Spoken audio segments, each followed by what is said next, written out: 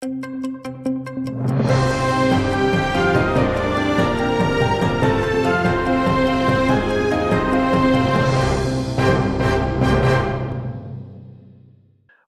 операциялар күчләре Волгоград җырмай заводына урды.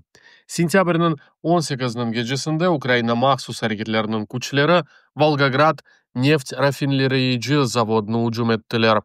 Бу муассисә Русиянең Җәнүби федераль округында эн бөек якытычылар елына 15 миллион тоннадан зиядә нефть эшли.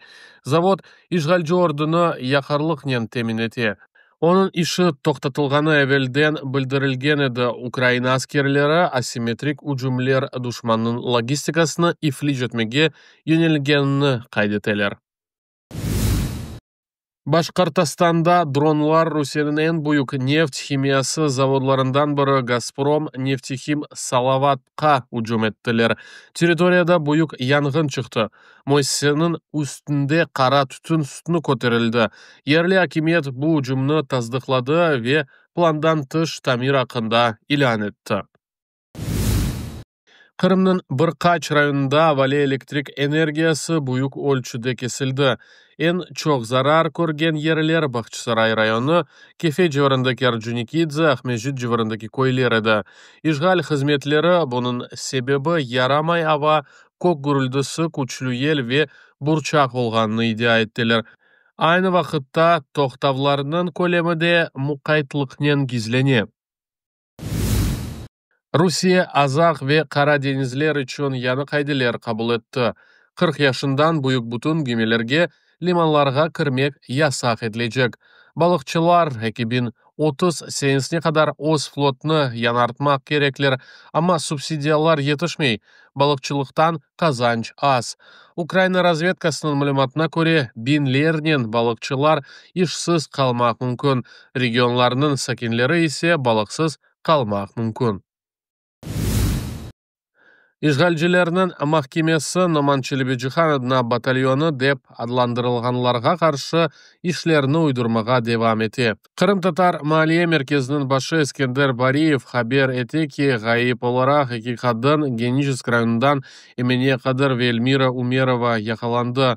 Olarga şartlı ceza berildi. Rusiya Xavfsızlık güçleri için insan Kırımның kamachawında gerçekten de iştirak etti mi yok mu bu mühim değil.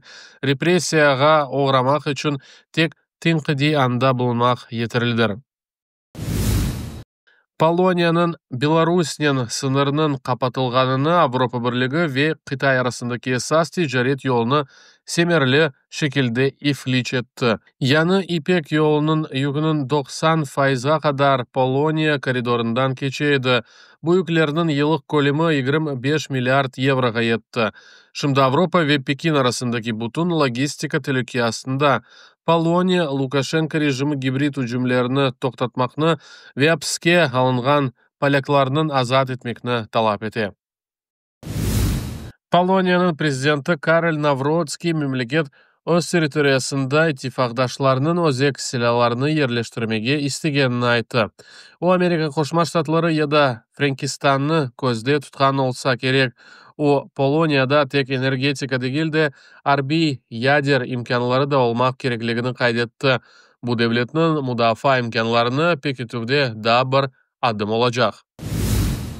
Donald Trump'ның şerefine geçirilgen tantanalı ziyafeti Buyuk Britaniya padişası 3. Charles Ukraynaga yardım etmek ve Rusiyanın tecavüzünü chetga çekmek kerakligini bildirdi. O 2. Jan jenginde İngiltere ve Amerika Qo'shma Shtatlari istibdodga qarshi beraber kurashganlarini, bugun ise ittifaqdoshlar Keniyada Avropada tinchlik uchun omuz-omuzga turganlarini hatırlattı. 3. Charles ve Trump'ның apaylari ziyafetde Ukrayna bayrağının renklerinde peyda olganı timsalidir.